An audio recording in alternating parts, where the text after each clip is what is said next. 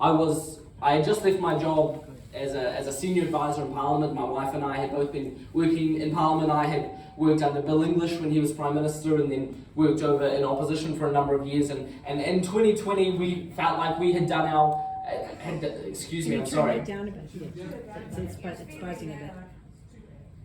I'm afraid I don't have any of those controls. Just hold it down, maybe. Take it further away. Further away. If it's screeching at you and I can't hear it, let me know. That's better. My wife and I had left working in Parliament, and we bought a vineyard out in the Wairarapa where we lived, and I was very happily pruning my vines in the middle of winter, far away from many of the political fights that were raging at the time. And I took a call from a man, and that was probably the first mistake I made. I took a call from a man by the name of Jordan Williams, who was the chairman of the Free Speech Union at the time and is involved in some other advocacy groups. And he was talking about the hate speech laws that were coming down at the pike at the time. He said Minister Farfoy, the Minister of Justice at the time, is responding to the Royal Commission of Inquiry into the Christchurch attack and is pushing ahead with reform to our hate speech law, saying if we can change the way people talk, the ideas they hear will be safer. This won't happen again. And we need to push back on this. This is our reason for being, our raison d'etre. We either need to do this properly, or we might as well not do this at all.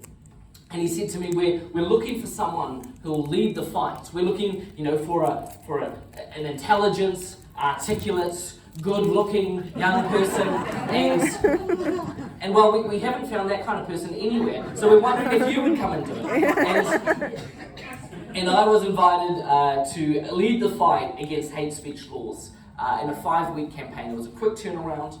And I remember writing the strategic document where we were saying what we were setting out to do. And we said we will defeat Labour's hate speech laws. And then we spent a period of time talking about the fact that in reality we didn't expect that's what we would achieve.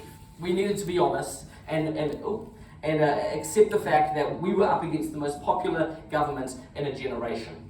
And they had a majority mandate, and we had to accept the facts that we would probably only succeed in watering down these laws, but we had to put up a fight. And over 3 years, we kept at it. They kept on watering down the legislation a little bit, and I think every time they did, they thought, surely they'll go away this time. They can't argue with this. And we stuck at it every step of the way, holding their feet to the fire, saying the government doesn't have a place in telling Kiwis what ideas they can hear or the opinions that they can express. And that's why after 3 years, it took that long, but we stuck at it. And after 3 years, we were pleased to see hate speech laws thrown on the policy bonfire by Chris Hipkins. Yeah.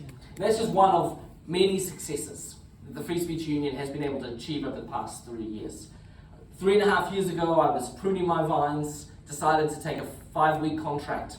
The Free Speech Union at the time had about 4,000 people on an emailing list. They were a small group that ran a few legal fights, but that was about it. And now we are a leading national institution in many ways. We're the largest civil liberty and human rights organisation in the country. We went from 4,000 to 45,000 supporters in 5 weeks. We're now up over 100,000 supporters. And that is all of you here. So that was the first fight we set out on. And it took a while to get the win.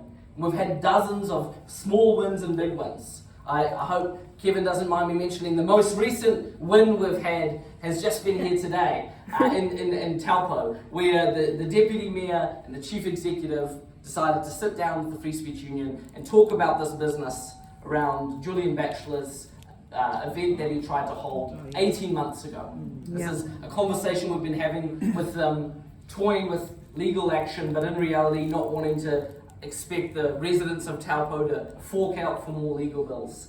And if I can just acknowledge the Deputy Mayor and the conversation we had today, I think a very reasonable, very in good faith conversation. We've both come out with the result we wanted. Taupo, I think, has... Quickly stand up, so...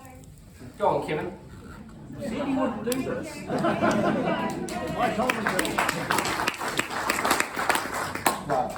You deserve acknowledgement.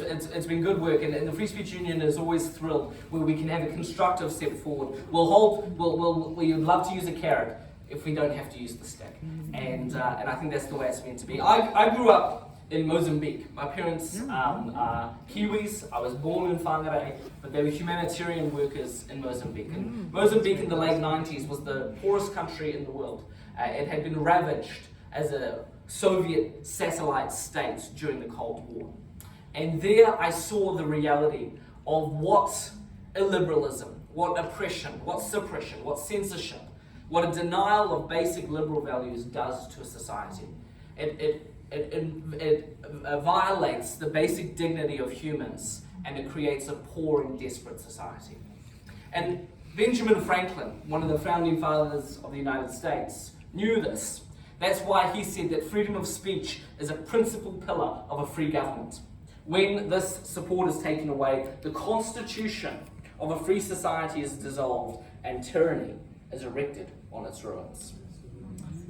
Constitution is not a word we hear very much in New Zealand. It's more of an American term, though at the moment it's one we're hearing more and more often, is what the Treaty of Waitangi means and what it means for our constitutional arrangements are.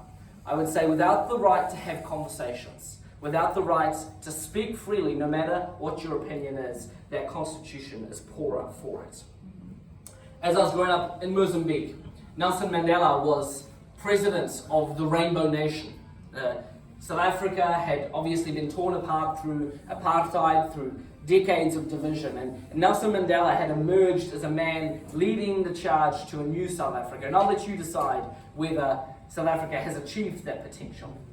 But as he emerged from Ellis Island after being locked away for, I think, 27 years, this was one of the beliefs he emerged with, that no single person, no body of opinion, no political or religious doctrine, no political party or government can claim to have a monopoly on truth. I wonder if he was talking in 2024 in New Zealand, he might have just said, "No podium of truth here." He went on to say, for that reason, truth can be arrived at only through the untrammeled contest between and among competing opinions, in which as many viewpoints as possible are given a fair and equal hearing. It has therefore always been our contention that laws, mores, practices and prejudices that place constraints on freedom of expression are a disservice to society. We heartily agree. That's why the mission of the Free Speech Union is to fight for, protect and expand New Zealanders' freedom of speech, of conscience and of intellectual inquiry. I want to unpack those three. Let's start with the last one, intellectual inquiry. The right to ask questions is at the foundation of what it means to be free. If we cannot challenge the status quo, if we cannot raise perspectives or express opinions or ask questions that challenge the modus operandi of the day, then freedom means nothing. And there is a group of people, there is an institution in our society that is tasked with this very important role of asking questions, of developing our knowledge, of moving truth forward. Primarily it's the university. The university is supposed to be an institution full of scholars dedicated to the pursuit of knowledge and truth. And yet over decades now we have seen this institution captured by those who would much rather many questions went unanswered, that would rather rile against colleagues and their opponents who dare ask questions that they find uncomfortable, that scratch at the surface of some answers they would rather not see revealed. That is why we stand unwaveringly on the right for individuals to ask questions, to challenge the status quo, to imagine what the future could be differently. But also freedom of conscience. Freedom of speech is obvious, we're the Free Speech Union. But why do we have freedom of conscience in our mission statement there? I was intrigued recently as I read a study that came out of Stanford University over in California. And they had asked 10 people, or groups of 10, to come in and be studied. And what they were tasked with doing is taking a whole bunch of